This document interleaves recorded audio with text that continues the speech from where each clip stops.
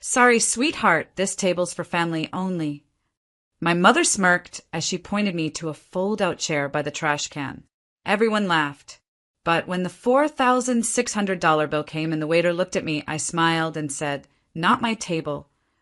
That night, everything changed forever. The maitre d' smiled as he pulled out the velvet-lined chairs one by one for my family, each seat facing a candlelit table adorned with crystal glasses and gold-trimmed menus. It was the kind of restaurant you only visited once a year, if that. And this year it was for my mom's birthday. Everyone was dressed to impress. My brothers in tailored suits, my sister in her designer dress. I had saved up for weeks to buy a simple black outfit and heels just for this night. I walked in a little late, just 5 minutes, and smiled, scanning for a seat. My mom's eyes met mine. Cold. Calculated. With a smug twist of her lips, she motioned behind her.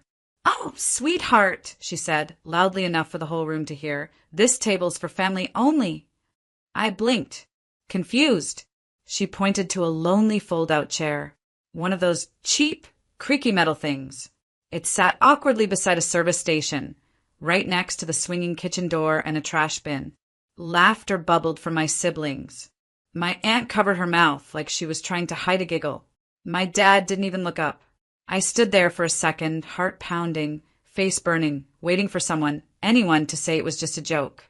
That, of course, I had a place at the main table, that I belonged. But no one did.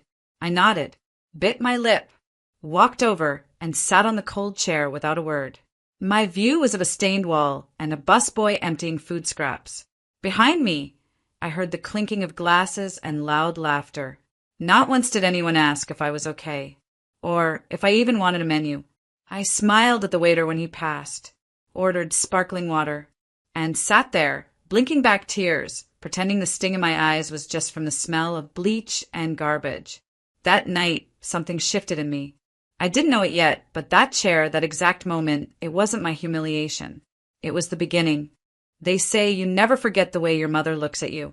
And I never have, because my mother didn't look at me with love. She looked at me like I was extra, unnecessary, an inconvenience she had to manage. Growing up, our home was picture perfect on the outside. White picket fence, family portraits on the mantel, birthday parties that looked like they belonged in magazines.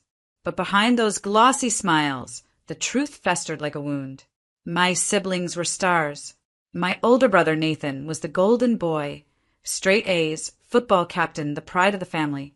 My younger sister, Ivy, was the little princess, showered in praise, always in new dresses, always getting her way.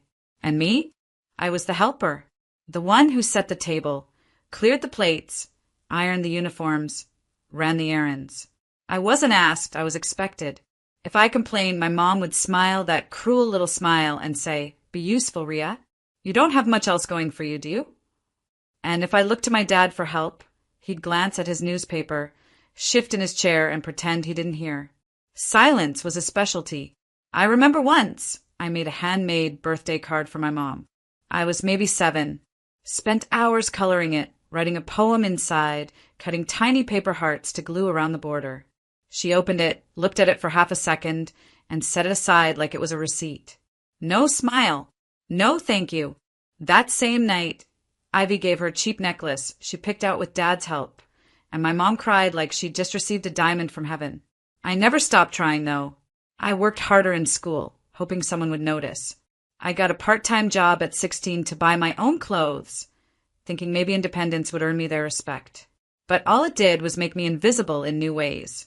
"Why aren't you more like Nathan?" she'd ask. "Why can't you be graceful like Ivy?"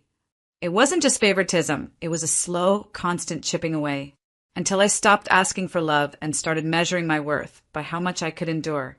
So, when she pointed to that chair by the trash can, it didn't shock me. It just confirmed what I had always suspected. I had never really been part of the table. I moved at the moment I turned 18. There was no dramatic goodbye, no tears at the door. Just me, a duffel bag, and a quiet exit no one tried to stop. My mother didn't ask where I was going. My father didn't offer money or even advice. Nathan and Ivy didn't notice. I doubt they even looked up from their phones. I wasn't running away. I was setting myself free, even if it meant walking straight into the unknown. Those first few years were brutal. I worked at a gas station during the day, waited tables at night, and studied in between. There were weeks I lived on instant noodles and coffee. I shared a one-room apartment with peeling paint and no heating. Winters felt like punishment, but I kept going, because what I lacked in support, I made up for in grit. College was a dream I didn't know I could afford, but I applied anyway, took student loans, applied for every scholarship. I'd study late into the night, sleep 3 hours, then head to my shift. I missed out on parties, holidays, and birthdays, but I never let myself fall behind. Every test I passed, every class I aced, felt like a secret victory, like I was building something for myself, quietly, invisibly. And still, through all of it, I kept calling home. On birthdays, I sent cards. On holidays, I mailed gifts, small ones but thoughtful. I called on Mother's Day and left voicemails when no one picked up. I texted updates when I got my associate degree, then my bachelor's. No replies, no congratulations, just silence. But I didn't stop, because somewhere inside me, that little girl still hoped for her mother's approval. Still believed one day they'd look at me and see more than the helper, the errand girl, the ghost in family photos. I didn't need them to applaud my struggle. I just wanted them to see it, to say, "We're proud of you, Ria." But that day never came. So I learned to clap for myself, quietly in my own space. I framed my diploma, stuck it on a wall in my tiny apartment, and whispered, "You did it." Then I went back to work, because while they forgot me, I never forgot them. That's the thing about love. It doesn't always fade just because it's not returned. But it does start to change. I sat there in that wobbly fold-out chair by the trash can, trying to pretend I didn't feel like garbage myself. The restaurant was expensive, crystal glasses, white linen napkins, silverware that didn't match my budget or my outfit. I had chosen a simple dress, not designer but elegant. Still, the moment I walked in, my sister Ivy glanced me over and said, "Did you get that from a thrift store clearance rack?" The others chuckled. Even my mother didn't defend me. She just sipped her wine and said, "Well, at least you made the effort." I bit my tongue. I had brought them small gifts, souvenirs from a business trip I'd taken to Chicago, where I'd closed my first major deal. A little leather wallet for Dad, a perfume for Mom, and custom keychains for Nathan and Ivy. Not expensive, but thoughtful. Personal. When I handed them out, they barely glanced at them. Nathan held his up and said, "Do I look like I need a keychain?" before tossing it back onto the table like it was a used napkin. Ivy didn't even open hers. My father left the wallet in the booth when he went to the restroom. My mother rolled her eyes and muttered, "Trying too hard, as usual." Still, I smiled. I tried joining their conversations. Asked about Ivy's wedding plans, Nathan's new condo, my parents' vacation. They answered, sure, but like they were talking to a stranger, a distant relative they barely remembered. No follow-up questions, no warmth. Then Ivy asked what I was doing these days. I perked up, heart hopeful. "I've been working in real estate," I said. "Actually, I just launched a small property firm." "That's nice," Mom cut in, "but it must be exhausting doing it all on your own. Some people are just built to settle for less." The table laughed. I nodded, pretending it didn't sting. Pretending I hadn't built something from absolute nothing. Pretending I wasn't wearing shoes I bought with my own money after pulling 14-hour days to keep my clients happy. Pretending their laughter didn't sound exactly like it had when I was 13 and spilled juice on Ivy's dress. And they all called me clumsy, useless, embarrassing. I just sipped my water and looked down at my napkin, trying to blink away the sting behind my eyes. They didn't see me. Not really. And I was starting to realize they never had. The laughter simmered as dessert was cleared. Empty wine bottles stood like trophies across the table, testaments to their indulgence. The waiter returned with a polished smile and handed over the bill, presented in a sleek black leather folder. My mother didn't even hesitate. "She's paying," she said, her voice light but sharp, her manicured nail pointing directly at me. "Didn't you say you've got money now?" The words felt like a slap, sugar-coated but still bruising. The entire table turned to look at me. I blinked, unsure if I heard her right. "I what?" Nathan chuckled, stretching back in his chair. "Come on, Ria. Big shot real estate mogul, right?" I glanced at the bill and my heart jumped. $4,600. They had ordered steaks, seafood towers, endless bottles of wine, custom desserts, the works. I hadn't touched half the items on the table. I had been too busy trying to keep up with the conversation, too busy swallowing pride. I looked at my father. He didn't meet my eyes. He just adjusted his glasses, as if this wasn't his problem. Ivy was texting under the table. My mother sipped what had to be her fourth glass of wine and offered me a smile that wasn't really a smile. "What's wrong?" she asked. "You said you were doing fine." Yes, I had said that because I was doing fine, but not $4,600 on people who don't respect me fine. Still, I felt the familiar tug in my chest, the compulsion to be enough, to prove something, to finally be considered worthy. I'd been chasing that since I was old enough to notice the difference in tone when they talked to me versus my siblings. I took a breath, then another, and then I looked at the waiter and smiled. "That's not my table." The waiter blinked. "Sorry." I leaned forward just slightly, my voice calm, almost gentle. "This isn't my table," I repeated. "I'm not with them." The table fell silent. My mother's jaw tightened. "What are you talking about?" "I wasn't invited," I said, pushing my chair back. I wasn't welcomed. I was humiliated, insulted, ignored. "So, no, I won't pay for this dinner, because it's not mine. None of this is mine." I stood, smoothing down my dress. Nathan scoffed. "Wow, dramatic much?" I didn't even look at him. The waiter looked from me to the others, unsure. "They'll split it," I said softly. "I'm sure they can afford it. After all, they're family." Then I turned and walked away, heels clicking against the marble floor, my heart racing. Not with shame this time, but with something I hadn't felt around them in a long time. Freedom. For once, I hadn't begged to be accepted. I hadn't played the part. I had simply walked away, and that somehow felt richer than any bank account balance I'd ever earned. I stood still for a moment, letting the silence settle like a storm cloud over the linen-draped table. Their faces were frozen, forks mid-air, mouths slightly open. The tension was thick enough to cut with the steak knives they had so lavishly used. "I'm not family," I said, my voice steady, even soft. "Remember? That's not my table." No one moved. I gave the waiter a polite nod and turned away. My heels clicked with certainty this time. I didn't flinch. I didn't look back. Behind me, I heard a shuffle. My mother hissed something under her breath. My sister gasped. My brother cursed. But I was already walking out, past the chandeliers, past the wine display, past the reflection of the girl who'd always been left out. Not anymore. As I reached the hostess stand, the waiter jogged up beside me, a separate bill in hand. I smiled and took it. "Thank you for separating it ahead of time," I said, pulling my card from a sleek clutch. I knew how tonight would go. He nodded almost too kindly. "You don't deserve that." I shrugged. They've been rehearsing that act for years.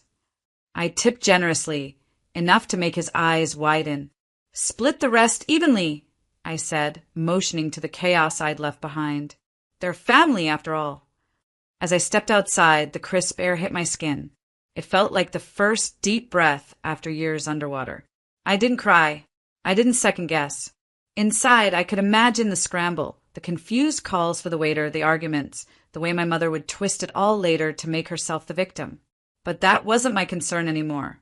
Not my seat. Not my laughter. Not my debt. Not my table. I walked to my car, unlocked the door, and for the first time in years, felt entirely in control of the story they once wrote me out of. And, oh, I wasn't done yet. Exactly 1 week later, my phone rang. I stared at the screen. Arjun. My brother. I let it ring. Then again, this time it was Mom. Then my sister. Then Dad, who hadn't called me in over a year, and even then it was just to ask if I could pick up dry cleaning while I was in the area. I didn't answer. Not a single one. I was in the middle of something far more important. The glass conference room was buzzing with quiet energy. My legal team sat across from a room full of suited executives, pens in hand. The final draft of the acquisition was in front of me. I flipped through the pages, calm and focused, my signature moments away from closing a deal worth 7 figures.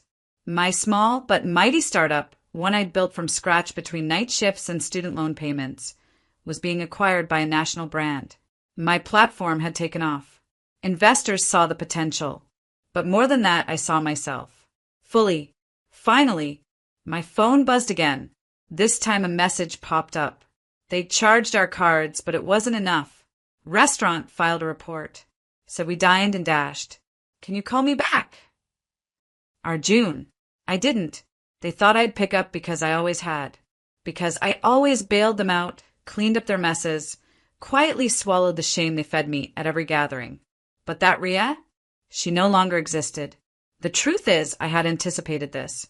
When I walked out of that dinner, I left them not just with the bill, but with the weight of their own entitlement.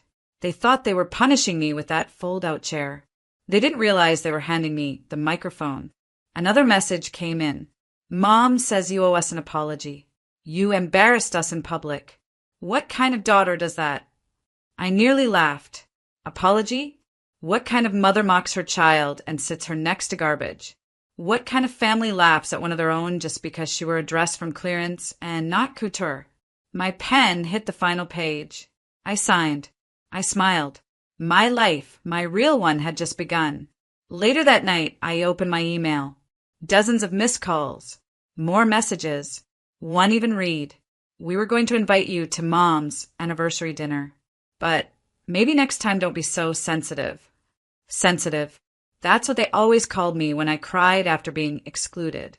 When I left the room to gather myself. When I dared to say that hurt. But I wasn't sensitive anymore. I was successful. And they were just loud. I closed my laptop and poured myself a glass of wine.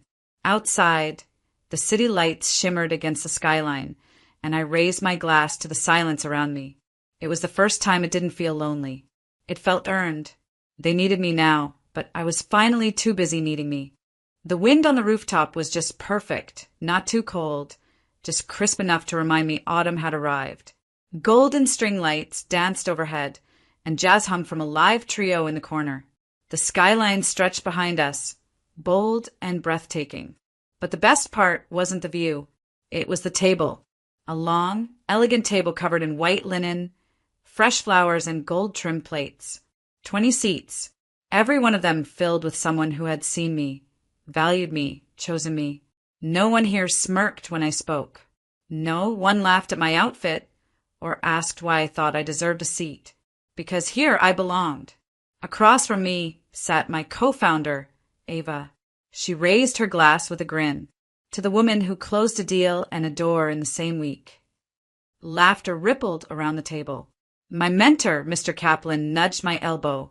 You've always had it in you, kid. Just needed to stop waiting for permission. I nodded, quietly soaking it all in. The warmth, the peace, the absence of judgment. This dinner wasn't loud or overdone. It didn't need to be. It was mine. Every guest was someone who'd walked beside me through the climb. My investor, my roommate turned sister, the barista who offered me free coffee during my broke coding days, and whom I later hired to manage our new office. This wasn't about revenge. It was about recognition. I'd spent years begging for scraps at a table where I was never wanted, where I was placed beside trash, literally and emotionally. Now, I'd built my own table, and there was no fold-out chair in sight. Halfway through dinner, Ava leaned in. Did your family ever call again? I smiled. They did. Wanted to talk things out. Said they were hurt by how I acted. What did you say? I didn't, I replied, lifting my glass. Because you don't owe explanations to people who only love you when you're silent. Everyone nodded. They got it. Because they knew what it meant to rise above without ever stepping down to explain your worth. As dessert arrived, small slices of cardamom cake and handmade truffles. I stood up and tapped my glass. Thank you, I said, voice soft but steady, for seeing me before the world did, for clapping when I won, and for sitting at this table, not because you had to, but because you wanted to. A chorus of cheers followed, glasses raised high. I looked out at the city lights, then back at my people. My real family. That night, I didn't just host a dinner. I reclaimed every version of myself that ever felt small. I rewrote the rules. I sat at the head of a table that didn't just hold food, but history, healing, and a whole new beginning. And in that moment, with the stars above and laughter around me, I knew one thing for sure. I was never the problem. I just outgrew their table.